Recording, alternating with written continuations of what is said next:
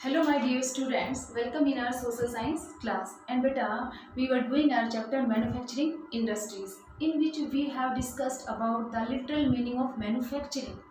And after that we have discussed importance of manufacturing sector. हमने दो चीज़ें की थी बेटा कि विनिर्माण का मतलब क्या है और हमारे लिए वो कैसे इम्पोर्टेंट है, ठीक है ना, महत्व क्या है विनिर्माण का. नाउ इन दिस लेक्चर बेटा we will discuss two main things, ठीक है ना. हम दो मुख्य चीज़ें या दो मुख्य आपके प्रकरण है वो करेंगे. और वो दो मेन या जो दो मुख्य टॉपिक आपके जो है वो फर्स्ट जो है वो आपका contribution of industrial sector in GDP या फिर our national economy. And the another या यू कैन से सेकंड जो है वो इंडस्ट्रियल लोकेशन, मतलब आपकी अर्थव्यवस्था में या जीडीपी के अंदर औद्योगिक क्षेत्र का योगदान, ठीक है. और जो दूसरा करेंगे बेटा वो औद्योगिक अवस्थिति, ठीक है. परंतु उससे पहले हमें थोड़ा सा और करना है. देखिए आपकी इसमें है बेटा एग्रीकल्चर एंड इंडस्ट्री, ठीक है ना, not exclusive of each other, बल्कि ये दोनों साथ साथ दे गो हैंड इन हैंड, साथ साथ चलते हैं, एक दूसरे के पूरक हैं. एक दूसरे के पूरक का मतलब यहाँ पर क्या हो बेटा, इंटरडिपेंडेंट एंड इंटर रिलेटेड, ठीक है ना, एक दूसरे से संबंधित, ठीक है ना, मतलब दोनों एक दूसरे से रिलेटेड भी है, संबंधित भी है और एक दूसरे पर निर्भर, परस्पर निर्भर और परस्पर संबंधित है. तो वो कैसे हैं, ठीक है. देखिए हमने आपकी जो इम्पोर्टेंस की थी बेटा उसमें एक पॉइंट क्या था आपका फर्स्ट कि इंडस्ट्रियल सेक्टर या मैन्युफैक्चरिंग जो सेक्टर है मॉडर्नाइज एग्रीकल्चर. इवन आपके जो पॉइंट था वो ऐसे था कि इंडस्ट्रियल या manufacturing sector not only modernise agriculture sector, सिर्फ उसको वो मॉडर्नाइज ही नहीं करता बल्कि वो लार्ज पॉपुलेशन जो है उसको एम्प्लॉय भी करता है इंडस्ट्रियल सेक्टर में, है ना.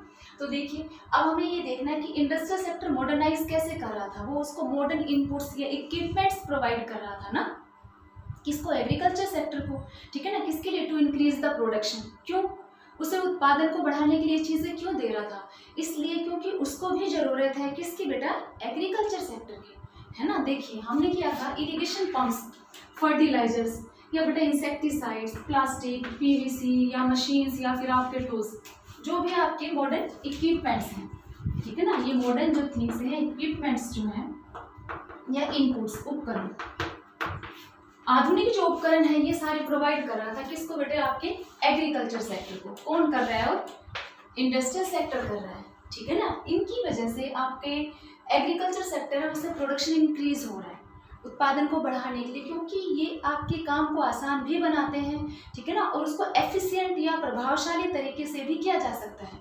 जैसे ग्रीन रिवोल्यूशन है, हम केमिकल फर्टिलाइजर्स का, इंसेक्टिसाइड्स का, पेस्टिसाइड्स का यूज़ करते हैं, इरिगेशन फैसिलिटीज़ का यूज़ करते हैं.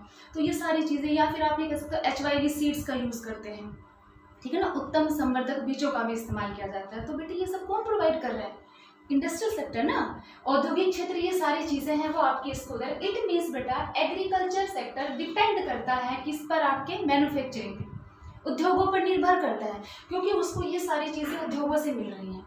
ठीक, अब मैंने आपको बताया कि इंडस्ट्रियल सेक्टर को क्या मिल रहा है कि वो उसकी प्रोडक्शन को इंक्रीज करने के लिए ये कर रहा है ना. तो हम ये नहीं कहेंगे कि इसको पैसे मिल रहे हैं, मात्र इतना नहीं है, ठीक है ना. यहाँ पर एग्रो बेस्ड इंडस्ट्रीज भी होती हैं. फर्स्ट ऑफ ऑल ये देखिए कि एग्रो बेस्ड इंडस्ट्रीज होती कौन सी हैं, ठीक है ना. एग्रो बेस्ड जिसे कहा जाता है बेटा कृषि उत्पाद पर आधारित उद्योग.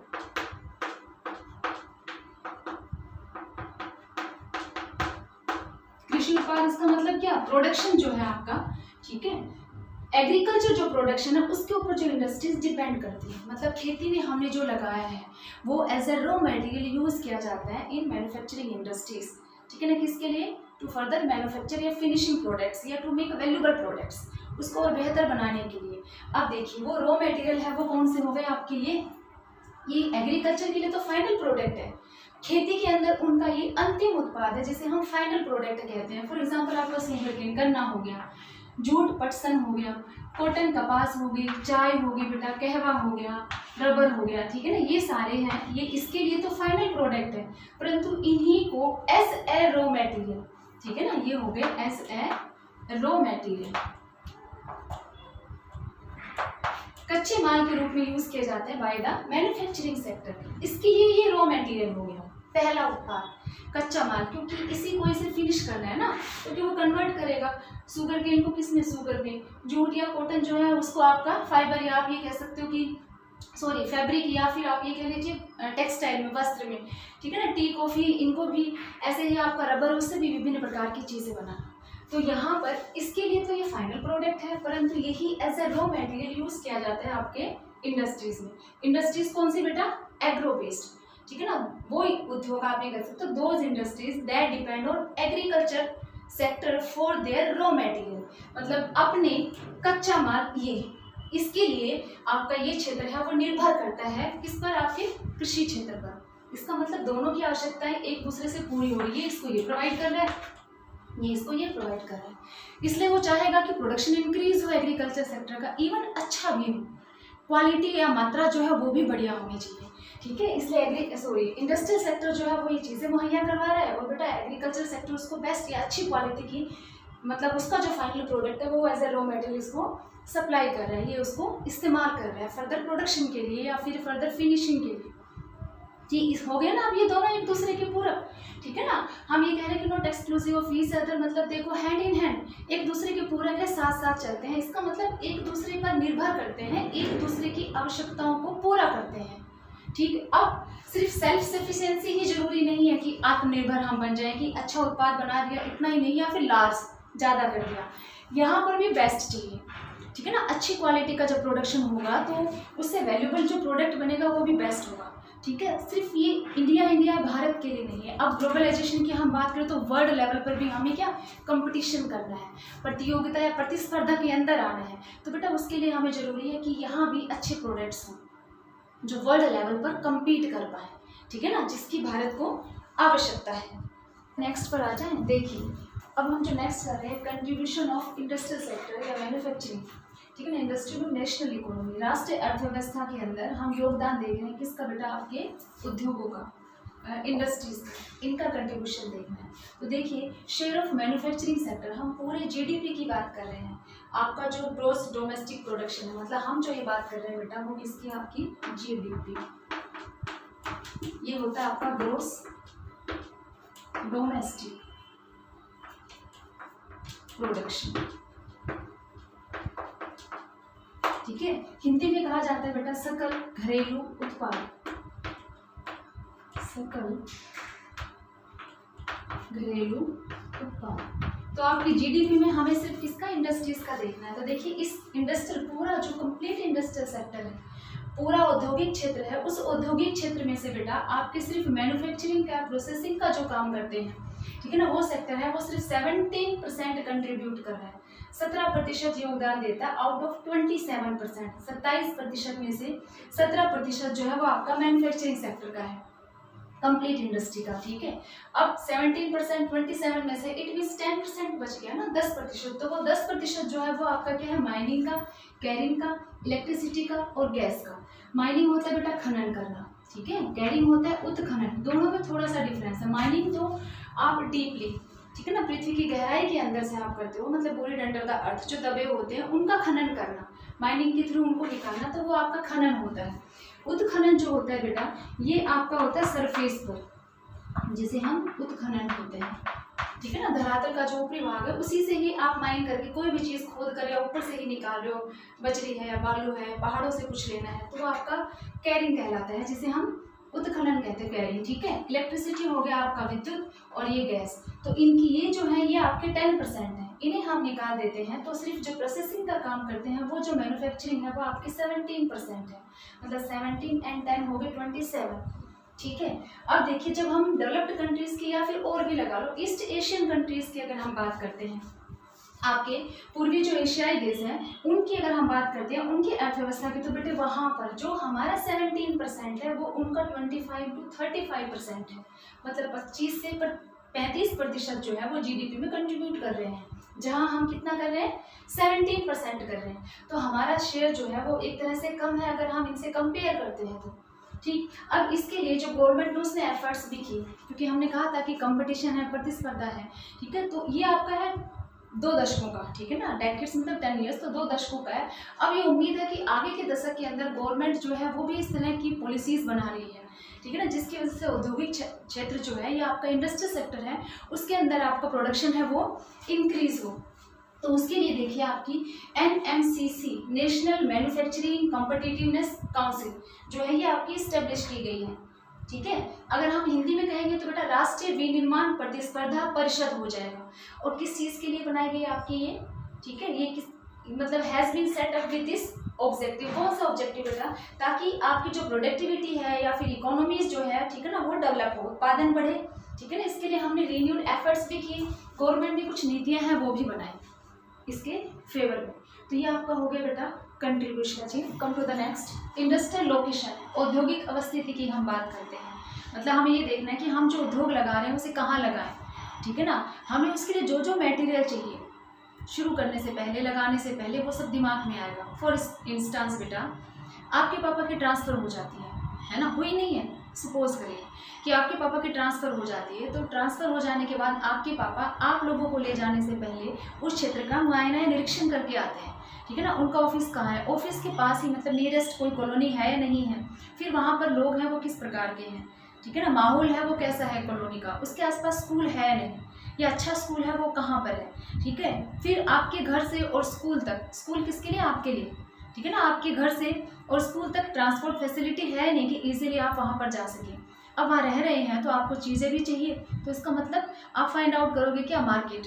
ठीक है ना, तो मार्केट जो है वो कितना दूर है, पास में है या फिर दूर है, इन सब चीज़ों को देखकर फिर वो आप घर लेंगे, फिर आपको लेकर जाएंगे।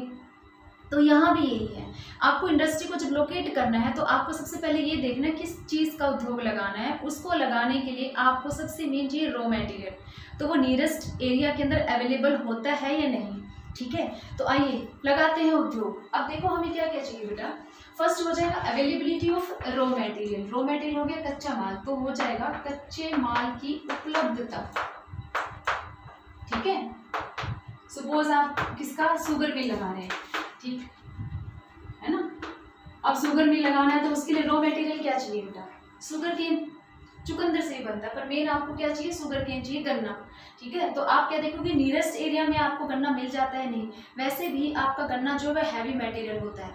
ठीक है ना, बल्कि मटेरियल भी है, हैवी भी, इसीलिए उसको ट्रांसपोर्ट भी करके लाना पड़ेगा, तो चार्जेस बढ़ जाते हैं। तो नियरेस्ट एरिया में ही शुगर मिल लोकेट की जाती है, दूसरा दूर तक ले जाने पर उसकी जो सुक्रोज कंटेंट कम होने का डर भी होता है। तो अब हम सोच रहे हैं, ठीक है, तो देखिए शुगर मिल लगानी है तो इसका मतलब रॉ मटेरियल है वो आपको क्या चाहिए, शुगर केन चाहिए, तो आप वहाँ देखोगे। ऐसे ही आपको टेक्सटाइल लगानी है तो कॉटन या जूट, ठीक है ना, जिसकी भी लगानी है, कॉटन टेक्सटाइल या फिर आपकी जूट टेक्सटाइल, तो वो आसपास अवेलेबल होता है नहीं। तो पहला काम आपका ये है कि आपको कच्चा माल नियरेस्ट एरिया से अवेलेबल हो रहा है नहीं। फिर उस उद्योग में काम करने के लिए आपको श्रमिक चाहिए, है ना बेटा, श्रमिकों से ही काम लिया जाता है, कितना भी ऑटोमेशन हो जाए फिर भी श्रमिकों की जरूरत होती है, चाहे मशीनों को ऑन या ऑफ करना हो, या निरीक्षण या मुआयना या देखना हो, जांच करनी हो, तो इसलिए आपको श्रमिकों की, उसमें स्किल्ड भी हो सकते हैं, सेमी स्किल्ड भी हो सकते हैं, मतलब निपुण या कम निपुण, काम के आधार पर बांट दिया जाता है। ठीक है, तो मतलब कुशलता के आधार पर काम बांट दिया जाता है, तो आपको श्रमिकों की जरूरत है, परंतु श्रमिक है वो आपको चीप भी चाहिए, चीप एंड स्किल्ड लेबर, सस्ते भी मिल जाए बेटा और कुशल भी हो। ठीक है ना, उन श्रमिकों की आपको जरूरत है। मिल गए मजदूर, आगे बढ़िए। अब आपको चाहिए कैपिटल, मशीन है, ठीक है ना, काम करने के लिए कैपिटल दोनों तरह की होती है बेटा, जिसमें पैसे भी आते हैं और मशीन या आपके टूल्स या आपके इक्विपमेंट्स भी आते हैं, उपकरण भी, तो वो भी आपको काम इंडस्ट्रीज में प्रोडक्शन के लिए चाहिए। तो आपका हो गया नेक्स्ट पूंजी, जिसे हम हिंदी में बोलते हैं। ठीक है, अवेलेबिलिटी हो गई, आगे आइए। अब चाहिए पावर, पावर तोड़ने फोड़ने वाली नहीं कि आप ताकत कहें, यहाँ पावर रिसोर्सेज हो गए, शक्ति के संसाधन, तो मैडम जी अभी कर देंगे हम तो, है ना, शक्ति के संसाधन क्या, इन मशीनों को रन भी तो करना है ना, उनको चलाने के लिए, प्रोडक्शन के लिए, मैन्युफैक्चरिंग के लिए आपको कोल या पेट्रोलियम या हाइड्रो इलेक्ट्रिसिटी जो चाहिए, ठीक है ना, वो भी अवेलेबल हो, तभी तो आपकी मशीनें रन करेंगी ना। तो इसलिए आपको क्या, पावर रिसोर्सेज भी चाहिए।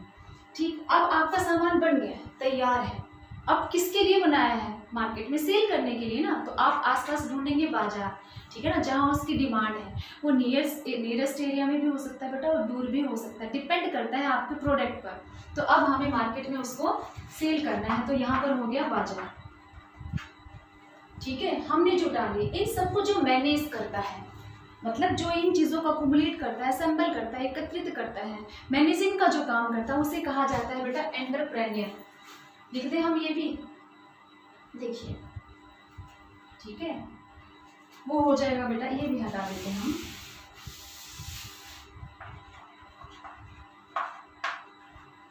इसे बोलते हैं बेटा उद्यमी, ठीक है ना, जो ये सारे काम मतलब इंडस्ट्री जो है उसको चलाना है, उसको मैनेज करना है, हैंडल करने का जो काम कर रहा है, तो वो हो गया आपका उद्यमी।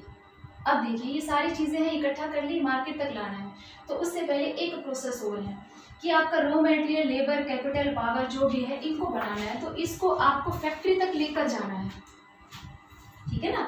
ये रिसोर्सेज या आपका जो भी रॉ मटेरियल है, वो रॉ मटेरियल कहाँ से लाएंगे, आपके मतलब जो जिस एरिया से आप रॉ मटेरियल ला रहे हो। फॉर एग्जांपल हमने बात की थी शुगर मिल की, तो आपका जो रॉ मटेरियल शुगर मिल है, उसको खेतों से मतलब शुगर केन को आप खेतों से या एग्रीकल्चर सेक्टर से और कहाँ तक लाएंगे, आपकी उस फैक्ट्री या शुगर मिल तक, ठीक है ना। खेत में गन्ने से चीनी नहीं बनेगी ना, फैक्ट्री तक लाना है। तो उसी रॉ मटेरियल को बेटा जब आप लेकर आते हैं, तो आपको क्या चाहिए, ट्रांसपोर्ट फैसिलिटी चाहिए।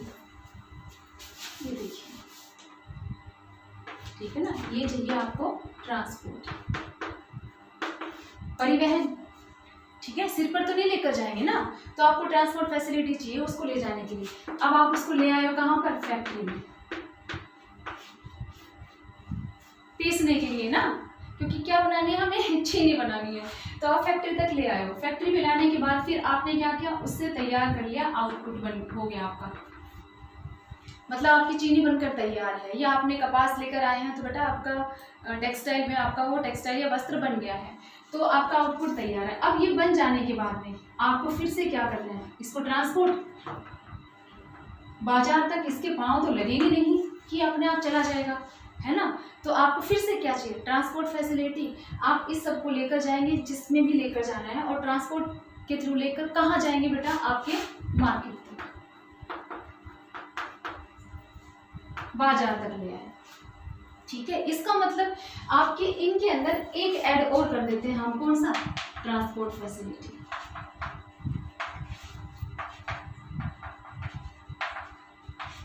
ठीक है ना। परिवहन की सुविधाएं भी चाहिए, ठीक है ना, कहाँ से, आरंभ से लेकर और बाजार तक पहुंचाने तक, कि यहाँ भी आप जब उसको आप एग्रीकल्चर से या कोई भी और एरिया हो सकता है कि आपकी इंडस्ट्री है वो माइनिंग से रिलेटेड हो, स्टील है, ठीक है ना, स्टील इंडस्ट्री है, तो स्टील के लिए आपको आयरन और चाहिए या मैग्नीज या जो भी आप उसके अंदर और मिलाते हो वो सब चाहिए, तो उन एरिया से आप उसको फैक्ट्री तक या स्टील के उस कारखाने तक लेकर आएंगे, तो बेटा तब भी आपको क्या चाहिए, ट्रांसपोर्ट फैसिलिटी चाहिए। तो आप उसको परिवहित करके फैक्ट्री तक लाएंगे या कारखाने तक लेकर आएंगे, ठीक है ना। आउटपुट जो भी आप बना रहे हैं, आपने वो बनाया, बना देने के बाद आपको फिर से उसे ट्रांसपोर्ट करके, अब फिनिश्ड प्रोडक्ट है, पहले आप रॉ मटेरियल लाए थे, अब आपका वो तैयार माल है, अब आप उसको कहाँ तक ले जाओगे, बाजार तक ले जाओगे, तो फिर ट्रांसपोर्ट फैसिलिटी चाहिए। तो इसका मतलब ये अवेलेबिलिटी भी देखना है कि आसपास ये मिलेगा या नहीं, आपके सामान को मतलब रॉ मटेरियल को लाने के लिए और बाजार तक पहुंचाने के लिए, ठीक। अब एक चीज़ और बचती है, देखिए बेटे, आरंभ से अंत तक, ठीक है ना, आपको किस चीज़ की ज़रूरत है, मतलब हम इस पूरी प्रोसेस के अंदर देखते हैं, तो आपने जब रॉ मटेरियल खरीदा तो कोई फ्री में थोड़ी ना देगा,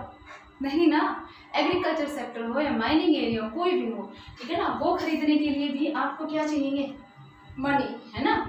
लेबर है, अरेंज करोगे तो उनको देने के लिए भी आपको क्या चाहिए, फिर से आपको ज़रूरत है ना।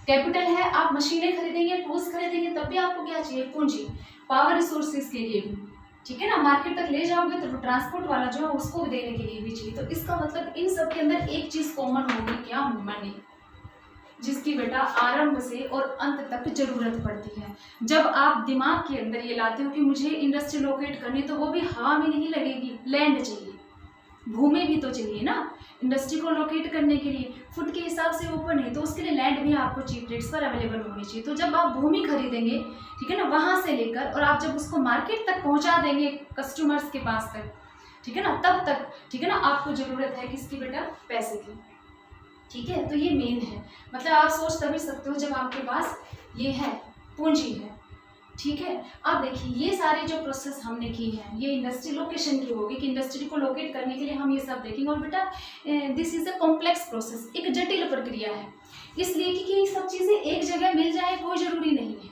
ठीक है ना। आप वहाँ देखोगे जहाँ आपको चीप रेट्स के ऊपर अवेलेबल होती है, सस्ती दर पर, चाहे वो भूमि की बात हो, चाहे वो मजदूरों की बात हो, कई बार ऐसा भी होता है कि हम बाहर से भी, क्योंकि अब ग्लोबलाइजेशन हो गया है ना, तो हम बाहर से भी अरेंज कर लेते हैं। उस काम को करने के लिए अगर बाहर स्किल्ड लेबर है तो हम अच्छे इंजीनियर्स उस इंडस्ट्री के लिए या कुछ बनाने के लिए या अच्छे स्किल्ड लेबर है उनको ऑर्गेनाइज कर लेते हैं, ठीक है ना। या फिर ये भी हो सकता है कि अपने प्रोडक्ट को जरूरी नहीं है कि आसपास या लोकल एरियाज में ही सेल करें, उस प्रोडक्ट को हम बाहर भी, जैसे हम इंपोर्ट या एक्सपोर्ट करते हैं तो हम बाहर बेच रहे हैं या बाहर से मंगवा रहे हैं, ठीक है। तो अब ये भी एक तरीका है। तो हम ये देखेंगे पॉसिबिलिटी ये होती है कि वहाँ लोकेट की जाती है जहाँ आपका काम कम में, मतलब सस्ते में हो जाता है, ठीक है ना। आपकी कॉस्ट कम हो और प्रॉफिट हाई हो, मतलब low cost and high profit, ठीक है। तो आप वहाँ इंडस्ट्री लोकेट करते हैं। अब एक चीज़ और है, आपके जैसे था इंडस्ट्रीज एंड एग्रीकल्चर वो हैंड इन हैंड ना, तो बेटा एक और है ऐसे ही आपका बेटा इंडस्ट्रियल सेक्टर, मतलब इंडस्ट्रीज एंड अर्बनाइजेशन वो हैंड इन हैंड। देखिए हम ये भी करते हैं कि ये एक साथ चलते हैं, कैसे? इंडस्ट्रीज एंड अर्बनाइजेशन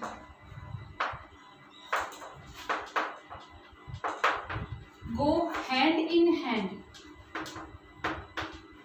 वो दोनों साथ चल रहे थे और समझ में आता था। अब देखो आपने इंडस्ट्री लोकेट की, जहां भी आपने उद्योग लगाया आपने कितनी सारी चीजें इकट्ठा की ना, उनको एकत्रित किया।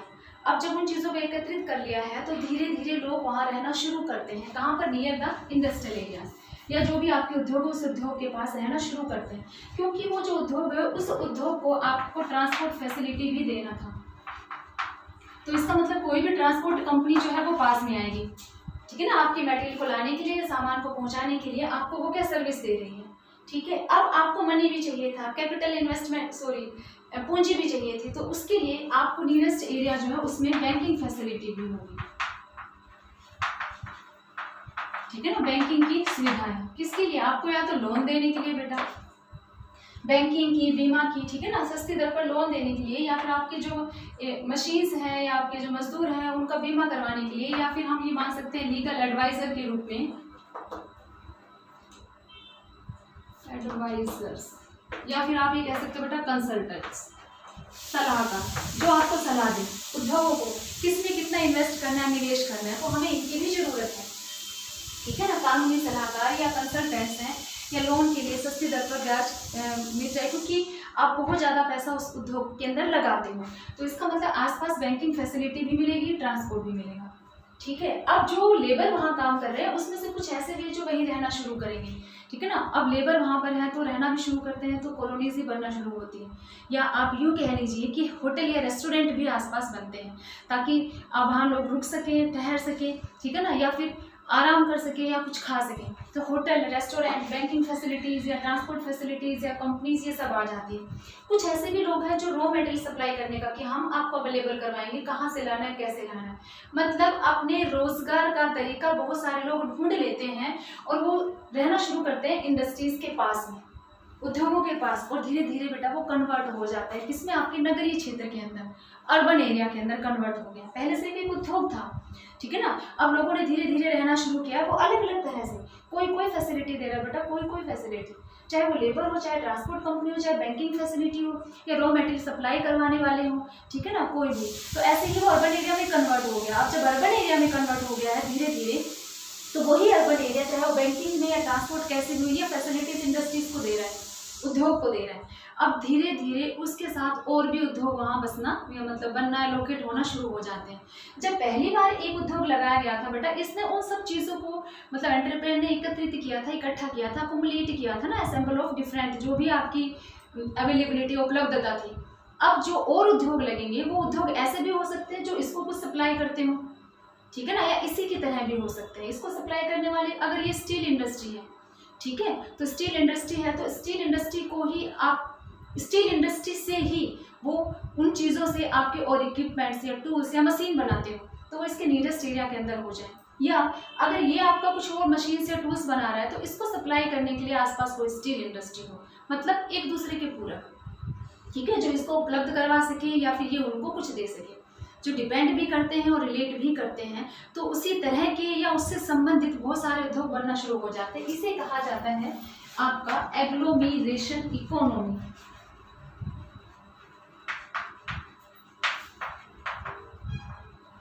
ठीक है, एग्लोमरेशन इकोनॉमी।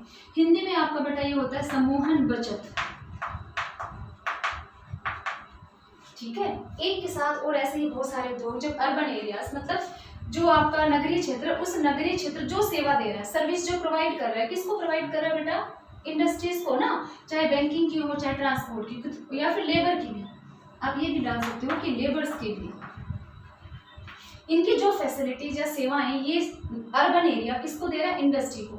तो और जो इंडस्ट्रीज हैं उनको ये फैसिलिटी अपने आप मिलेगी। तो इन सुविधाओं को देखकर, इन सर्विसेज को देखकर और बहुत सारे इंडस्ट्रीज हैं वो अट्रैक्ट होते हैं, आकर्षित होते हैं, ठीक है ना, किस इन्हीं एरियाज में आने के लिए।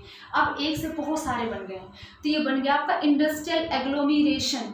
इंडस्ट्रियल एग्लोमरेशन का मतलब बहुत सारे उद्योग, तो वो औद्योगिक क्षेत्र ही बन गया है, ठीक है। और एग्लोमरेशन इकोनॉमी का मतलब समूहन बचत की जो और उद्योग बने हैं उनको रोड की या ट्रांसपोर्ट फैसिलिटी की इतनी देखना नहीं पड़ेगा कि कहाँ से रॉ मटेरियल मिलेगा, कहाँ से ट्रांसपोर्ट फैसिलिटी मिलेगी, कहाँ से बैंकिंग फैसिलिटी मिलेगी। क्यों बेटा?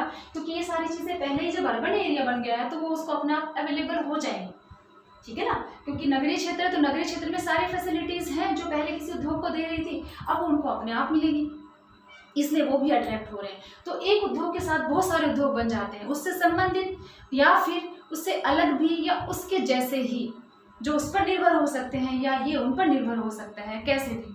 तो पूरा एरिया इंडस्ट्रीज के इंडस्ट्रियल एरिया में कन्वर्ट हो जाता है, इसलिए इसे इंडस्ट्रियल एग्लोमरेशन कहा जाता है, ठीक है ना। औद्योगिक समूहन मतलब उद्योगों का समूह, क्लस्टर ऑफ इंडस्ट्रीज, ठीक है ना, औद्योगिक गुच्छा जिसे कहते हैं। इसीलिए हम कह रहे हैं बेटा आपके दोनों साथ चलते हैं, इंडस्ट्रीज एंड अर्बनाइजेशन की। जब उद्योग बनेंगे तो नगर भी साथ बसना शुरू होते हैं, और नगर बसना शुरू होते हैं उसी को हम नगरीकरण कह रहे हैं, अर्बनाइजेशन कह रहे हैं। ये आपका टॉपिक था। एक वर्ड और आता है बेटा आपका इसमें, हिंटरलैंड।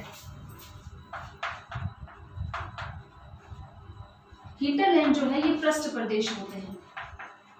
हालांकि पहले हिंटरलैंड का मतलब सिर्फ पोर्ट से लिया जाता, पोर्ट के पास जो आपके सी पोर्ट या कोस्टल एरियाज है, उन कोस्टल एरियाज के सराउंड। फॉर एग्जांपल देखिए, अगर हम यहाँ बात करते हैं तो सपोज करिए आपका ये मुंबई है, ठीक है ना। तो मुंबई के सराउंडेड जो भी अर्बन एरिया है, रूरल एरिया जो भी है, ये सारा आपका हिंटरलैंड कहलाता था, ठीक है ना। कोस्टल एरिया है, उसका जो मेन है आपका सी पोर्ट या एयरपोर्ट या अर्बन एरिया, वो जिससे घिरा हुआ है, जो उसको फैसिलिटीज देता है, सेवाएं देता है, या यहाँ पर जो भी सामान आता है, मटेरियल आता है दूसरे देशों से, तो वहाँ से उसको लोड अनलोड करना, ठीक है ना, वो सुविधाएं देना या बाजार के अंदर बेचने का काम करना, तो इससे जो रिलेटेड होता था उसे पृष्ठ प्रदेश हिंटरलैंड कहा जाता था। अब ये रूरल भी हो सकता है और आपका अर्बन भी हो सकता है। तो यहाँ हम जो बात करें तो हिंटरलैंड इंडस्ट्रीज के नियरेस्ट वाले जो एरियाज है उनके लिए, ठीक है ना। मतलब कौन से एरियाज बेटा? उन वो एरियाज या क्षेत्र जिनसे आपका इंडस्ट्रियल एरिया है वो सेवाएं लेता है, सेवाएं देता भी है। सेवाएं देने का मतलब उसको वस्तुएं दे रहा है, बाजार उपलब्ध करवा, मतलब बाजार उपलब्ध करवा रहा है वो नगरीय क्षेत्र, ठीक है। और उनको वस्तुएं मिल रही है किससे? उद्योगों से, और सेवा मिल रही है नगरीय क्षेत्र से। उद्योगों को नगरों से सेवाएं मिल रही है, उद्योगों से नगरों को वस्तुएं या विनिर्मित जो भी सामान है वो मिल रहा है ना। इसीलिए उद्योगों को सेवाएं देने के लिए नगरीय क्षेत्र उसके पास आ गए हैं, नगर डेवलप हो गए हैं, तो दोनों एक साथ चलते हैं। इसलिए हमने कहा कि दे गो हैंड इन हैंड, एक दूसरे के पूरक हैं या साथ साथ चलते हैं। कि जहाँ इंडस्ट्रियलाइजेशन होगा, ठीक है ना, इंडस्ट्रियलाइजेशन के साथ साथ आपका अर्बनाइजेशन भी होगा, ठीक है। उम्मीद करती हूँ बेटा आपको यहाँ तक समझ में आ गया होगा। आज इतना ही करते हैं, आप करिए और खुश